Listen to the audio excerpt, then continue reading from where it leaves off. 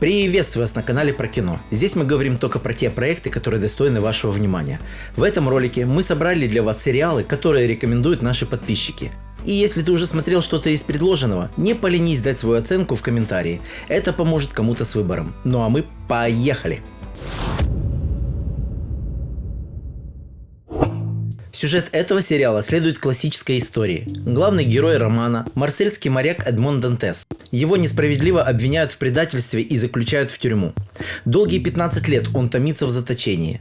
Там, в тюрьме, он знакомится с аббатом Фариа, который владеет тайной несметных сокровищ Ордена Тамплиеров. Каждый день он думает о побеге, и однажды судьба дает ему этот шанс. Эдмонд находит клад, спрятанный на острове в океане. Теперь он богатейший человек, имеющий цель отомстить своим обидчикам. «Граф Монте-Кристо» – это совместный проект французских и итальянских киноделов и очередная адаптация одноименного романа Александра Дюма. Титульную роль безупречно исполнил Сэм Клафлин. Зрители хорошо помнят его по фильмам «Пираты Карибского моря на странных берегах» и «Голодные игры» и «Вспыхнет пламя». А еще на экране мы увидим оскароносного Джереми Айронса.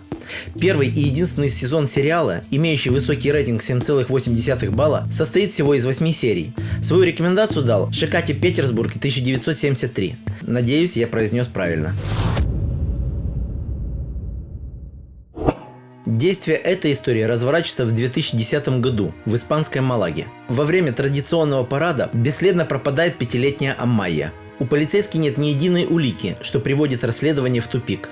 Молодая стажерка местной газеты Мирен Роха, сама пережившая травму в прошлом, начинает собственное расследование. Многие были против ее вмешательства в это дело, но девушка была уверена, что поможет родителям найти их пропавшего ребенка. «Затерянная в метели» – испанский криминальный триллер от Netflix. В основу сюжета лег одноименный роман Хавьера Кастильо. Сериал отличается напряженной атмосферой, глубокой эмоциональной составляющей и актуальностью поднятых тем.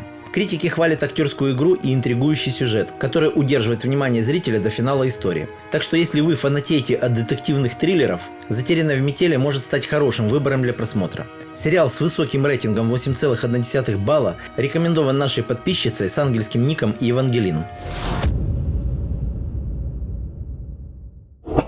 Главная героиня – бывшая военная, пережившая убийство своего мужа. Однако горе сменяется шоком, когда Майя обнаруживает на записи с камеры наблюдения мужчину, похожего на ее покойного супруга Джо. В это же время ее племянники расследуют убийство своей матери, сестры Майи, и находят возможную связь между этими двумя трагедиями. «Единожды солгав» – британский мини-сериал, основанный на одноименном романе Харлана Кобена. Это детективный триллер с элементами драмы. Главные роли исполнили пока малоизвестная Мишель Киган и Ричард Армитидж, хорошо знакомый зрителю по роли короля гномов в кинотрилогии Питера Джексона «Хоббит». Сериал имеет захватывающий и запутанный сюжет, удерживающий интригу до самого конца. Также отмечу стильную съемку и атмосферную музыку. Сериал с высоким рейтингом 8,1 балла рекомендуют наши подписчицы Ирина Султанова и Мавка Лисова. 1667 год. Франция. Прошел уже год, как королева-мать, а она австрийская, покинула этот мир. Ее сын, 28-летний король Людовик XIV, решает править Францией самостоятельно. Но министр не желает отдавать власть молодому сюзерену. Это порождает интриги и заговоры. Ради собственной безопасности Людовик решает покинуть Лувр и перебраться в Версаль. Но сначала он хочет построить там невероятной красоты дворец. «Версаль» – это франко-канадская историческая драма. Это история одного из самых известных королей Франции, вошедшего в историю как король солнца. Роль короля Людовика прекрасно исполнил британский актер Джордж Блэкдон. Сериал отличается великолепными костюмами и декорациями, высоким качеством съемки, интригующим и захватывающим сюжетом, отличной актерской игрой и потрясающей атмосферой французского двора 17 века. Сериал имеет высокий рейтинг 7,9 балла. Свою рекомендацию к просмотру дали наши подписчики Люляша и Борис Морс. Наше время. Франция переживает политический кризис, что дает почву радикальным настроениям. Группа заговорщиков нанимает профессионального киллера для устранения президента. Убийца известен под кличкой Шакал и славится выполнением самых сложных заданий. Однако спланированное покушение оборачивается провалом. С этого момента сам Шакал становится объектом охоты. «День Шакала» – адаптация одноименного романа Фредерика Форсайта. Сериал снят в жанре драматического триллера. Роль антагониста киллера исполнил Эдди Редмейн. Его роль Стивена Хокинга принесла ему не только мировую известность, но и премии «Оскар» и «Золотой глобус». Роль протагониста досталась Лашане Линч, заявившей о себе ролью Розалины Капулетти в драматическом сериале «Все еще связанные». Рейтинг сериала, который состоит всего из 6 эпизодов, составляет 8,1 балла. Свою рекомендацию к просмотру дали наши подписчики: брат Игоря, Танзилия М. Айткалиева и Андрей Панкин. Небольшой частный самолет. Во время полета из Гватемалы в США он терпит крушение в густых мексиканских джунглях. Вскоре оказывается, что среди выживших есть убийца. Это приводит к тому, что пассажиры начинают погибать один за другим. В сюжете две временные линии: события после крушения в джунглях и расследование на военной базе после обнаружения 9 тел. 9 тел в мексиканском морге – это напряженный триллер с элементами детектива, созданный Энтони Хоровицем. Он известен любителям этого жанра по работам над Пуаро Агаты Кристи и убийствами в Мидсомере. И хотя сериал не может похвастаться участием звезд, актерская команда прекрасно справилась с поставленной задачей. Создатели мастерски использовали нелинейное повествование и психологическую напряженность.